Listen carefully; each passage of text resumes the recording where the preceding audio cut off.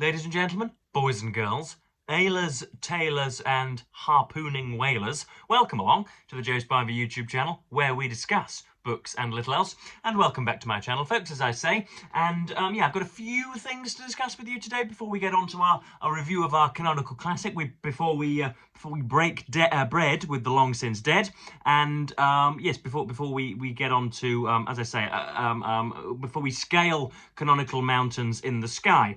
So yeah, a few things to discuss. First of all, if I do start to wane at some point in this video, that is because I have been exercising, folks. Not exorcising, not removing devils from damp spots, but exercising, raising the heart rate and the blood pressure in the hope that it does me some cardiovascular good, some sort of hoping that it does my health some good. So I went out and did a run yesterday on Tuesday. Thankfully, there have been no ankle injuries as of yet. My spleen didn't burst. All was well. But I suspect that everybody in the surrounding area was quite astonished to learn that Dorian Gray got some running trainers for Christmas, or indeed that Felix Carberry can run 5 kilometres in under 20 minutes. And also, I managed to do 3 sets of 8 press-ups yesterday. Goodness me, I know. Do not let this foppish manner fool you, folks. I am ruthless and lethal in a saloon bar. So yeah, I managed to do 24 press-ups yesterday. And yet you would think, from the way I'm acting and from the way my upper body is feeling, that I'd done 15 rounds with Bruce Wayne or something. So yes, there's that to consider. Joe Spivey is once again on the health kick. Second of all, my laptop is a strange thing. It's a cheap device, one which didn't set me back much more than about 200 sterling, I don't think, and has a setting on it which allows different backgrounds to be presented to you every day. So you turn on your computer at 8 or 9 in the morning or whatever to assess the emails and see if Steve Bannon has finally got back to you. And all of a sudden you are hit with goodness knows what, dawning Venice, or rutting flamingos, or the dystopian nightmare of 2084. You're hit with a new background, and today I have found the background for me. I just wanted to mention it to you all, and yeah, I wanted to show him to you. I'm going to name him Captain Classic. It's a photo in the Antarctic, of course, of a penguin, and I think he's either got a sort of captain's cruelty there, hasn't he? It's almost as if we've just told him that prior to leaving Plymouth, Captain, we'd quite like to go whoring, or he's got a sort of flummoxed, put upon despair of an actor, as if he's posing for his 7th or 8th photo that very morning. So that's Captain Classic, who is going to be my background for now. Whenever I try and move the JPEG onto the background, it tends to crush him, and he loses all of his significance. But that's a matter for another day. We also have the small matter of Speaker Johnson yesterday, or I believe it was maybe even the day before, who openly admitted to a Washington DC reporter that the US government is now happy to forehold federal aid for states which that government deems to be in any way at variance with its demands. So if, for example, a load of Republicans gather in Washington and find that the California fires were primarily as a result of blue state mismanagement, they can just, as I say, forehold all of that aid, and that is pretty much openly fascistic, and a sign of the treachery to come. So I was absolutely astonished to hear Mr. McCarthy speak in that way. What else do we have to look at before we get into today's classic? We have something which has come to me through the mail. I requested this from, I think, Circus Publishing, Circus, not Circus Publishing, and so yes, I've got an early reader copy, and I'm here to show it to you today. This is Beth O'Leary's Swept Away. Goodness me, what how the mighty has fallen. Lost at sea with your one night stand. So that's. Do we have any? Do we have anything of a synopsis here? I'm not sure we do, but this lady Beth O'Leary is, as far as I'm aware, a best-selling author, has written other things which are not coming to my mind. She has written, I think it's called The Flat Share. Do we have other things here? Yes, The Flat Share sold over 1 million copies and is now a major TV series with Paramount Plus. Subsequent novels, The Switch, The Road Trip, The No Show, and The Wake Up Call were all instant bestsellers. So there's there's Mrs. O'Leary, and yeah, so I shall get to Swept Away soon. It's an April release, 10th of April 25, and so hopefully my my shrewd and I'm sure you'll agree rather repugnant words will be littering some of the pages of open letters at some point soon. So that's Swept Away by Beth O'Leary, and I'll be getting onto that soon. But today we have, unbelievably, a review of E.M. Forster's Howard's End. Now, this isn't my original intention with the channel. I don't want to be labelled anyway as a shock jockey or thought of as a shock jockey, but we've brought a few canonical high flyers down a peg or two on this channel, haven't we, folks? We've looked at Tolstoy's War and Peace and didn't really like it. We've looked at Fyodor Dostoevsky's Crime and Punishment and didn't really like it. We've looked at Bits and Bobs of Charles Dickens and didn't really like it. And so we are not averse to you know, teaching some of the big boys a lesson in the playground. And I'm not saying that I'm absolutely indignant as a result of reading E.M. Forster's Howard's End, but I wasn't thrilled, and I failed to see just why it is that people have found this novel so you know, continually and repeatedly magnificent. I didn't really find that, but yes, I've got certain pages that I've highlighted, and I'll give you, as per usual, something of a rambling, squirreling, beetling synopsis for you all. So we begin with Margaret and Helen Schlegel, who, as you will have doubtless inferred from their surnames, are of German origin, of all things, and they are widowed. They are orphaned. They are without mother, without father. They only have an aunt by the name of Mrs. Munt. If ever you could have such a degrading surname, I think it would be Munt. And they sort of, you know, live as characters are likely to do, and they meet the Wilcoxes abroad. They are on holiday and they meet the Wilcoxes, and before long, Helen Schlegel, who is the younger and is at the start of the novel a little scattier, a little less intelligent, a little less shrewd. She's a bit sillier, and as you know, as young sisters are, given to flights of fancy and all the rest of it. And she is very, very briefly in love with Paul Wilcox, who is a sort of a grunting fool, as per usual, and so that match is put off, and then you have 3 or 4 Deus Ex Machinae throughout the novel, which recollides the Wilcoxes with the Schlegels, and the third part of the novel's tercet. So you have later on in the novel, you know, about sort of 100 pages later, the Wilcoxes suddenly, in a very, very strange way, move across the street from the Schlegels at Wickham Place, and before long, Mrs. Wilcox, who is the family matriarch, who is old and retiring, but you sense rather, you know, sort of astonishingly perspicacious, and she has that old lady's knack, that Marple-esque knack for you know, looking at a situation and you know, looking at a room and you know, interpreting everything, everyone and everything perfectly. That as I say, that retiring shrewdness, that small wrinkled intellectual ability, and so they get on quite well. But then, as old people are likely to do, again, spoiler alert, Mrs. Wilcox goes and shunts herself off this mortal coil and passes away. But notably hands Howard's End down to Miss Schlegel, and the family see this and are not happy at all, and you know, scratch her from any primogeniture or whatever. They scratch her from any inheritance, and she is not given Howard's End, and I think is handed a vinaigrette in the will or by Mr. Wilcox.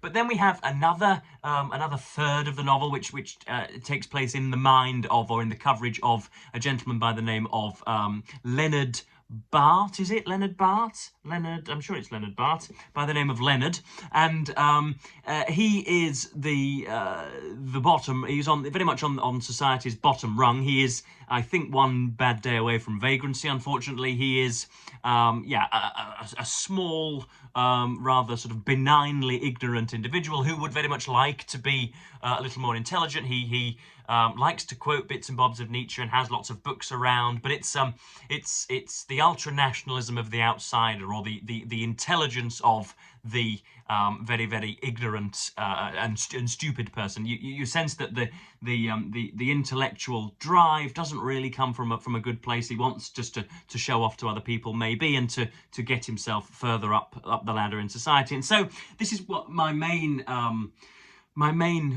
the shortcoming which I identified most readily in this novel is that quite often a writer will tilt towards significance. You sense that they rocked up to their writing desk that morning and thought, right, I'm going to talk about classism and the interplay of different socioeconomic statuses, and I'm going to talk about men versus women, and this is what I'm going to do. They have the sort of the political arrogance of a pamphleteer, and sometimes in this novel it is so plain that E.M. Forster wants you to hate the rich and love the poor that he might as well write as such. But at times it is subtler. There are some astonishing descriptions. There's a hell of a lot of dialogue. There's an awful lot at stake as well. And before long, Mr. Wilcox, who is a brusque gentleman with a twittering moustache and a whopping stipend at his back so that he never has to work at all. It's worth mentioning that neither do the Schlegels. He falls for Margaret, who must be said to be the main character and therefore supposedly represented on the front cover, but I think she's again meaner, sharper, and perhaps less pretty than the lady up there, even though she is herself admittedly rather plain. So yes, Mr. Wilcox and Margaret are in cahoots slightly, and then Helen goes off, and before long Helen is we learn later on that she has been in the grasps of the temptation is always to call him Lawrence, but it's not. It's Leonard. She has been in the grasps of Leonard, and that is a decent summarization of the story. For reasons which will only become clear to the biographers in 250 years' time. Yes, this novel hasn't scintillated me to the extent that I might have liked. And so that's it. Yeah.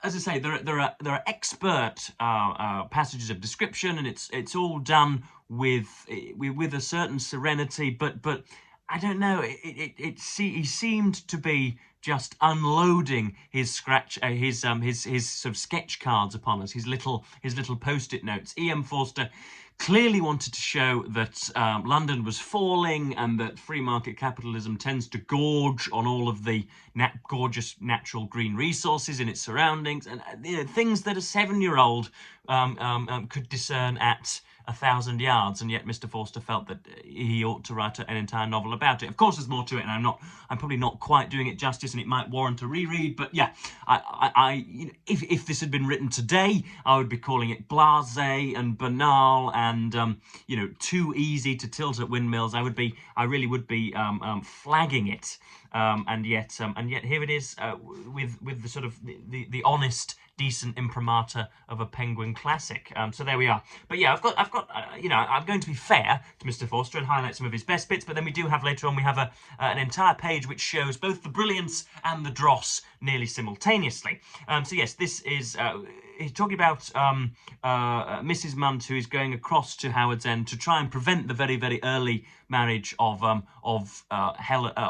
young Helen to Paul, and this is the description of the train station. Like many others who have lived long in a great capital, she had strong feelings about the various railway termini. They are our gates to the glorious and the unknown. Through them we pass out into adventure and sunshine. To them, alas, we return. In Paddington, all Cornwall is latent, and the remoter west. Down the inclines of Liverpool Street lie fenlands and the illimitable Broads. Scotland is through the pylons of Euston, Wessex behind the poised chaos of Waterloo. Italians realise this, as is natural. Those of them who are so unfortunate as to serve as waiters in Berlin call the Anhalt-Bahnhof the Stazione d'Italia, because by it they must return to their homes. And he is a chilly Londoner who does not endow his stations with some personality and extend to them, however shyly, the emotions of fear and love. Now that is openly spectacular, and just why it was that Mr. Forster couldn't jam his 100,000 words with that, I don't know, because then I would have a new favourite, but unfortunately that didn't occur. I'm just wondering which ones I might like best to use in order to show you and to highlight his as I say, some of his shortfallings or some of his shortcomings. This is a blatant discussion of the class. This is the sort of the sort of sticky, what should we call them? The awkward elbows of the novel, and examples again of him just unloading some of his sketch cards upon us. So this is talking about Mr. Leonard, Mr. Bast. He does have a wife by the name of Jackie, but she is not much to look at, nor is she very lovable. And yeah, he lives a very, very pitiful existence indeed. But Forster wants us to know that that's not because of any, that's not because of any philosophical vacancy. That's because he hasn't got much money. This may be splendid of him, but he was inferior to most rich people. There is not the least doubt of it. He was not as courteous as the average rich man, nor as intelligent, nor as healthy, nor as lovable. His mind and his body had been alike underfed. Because he was poor, and because he was modern, they were always craving better food. Had he lived some centuries ago in the brightly coloured civilizations of the past, he would have had a definite status. His rank and his income would have corresponded.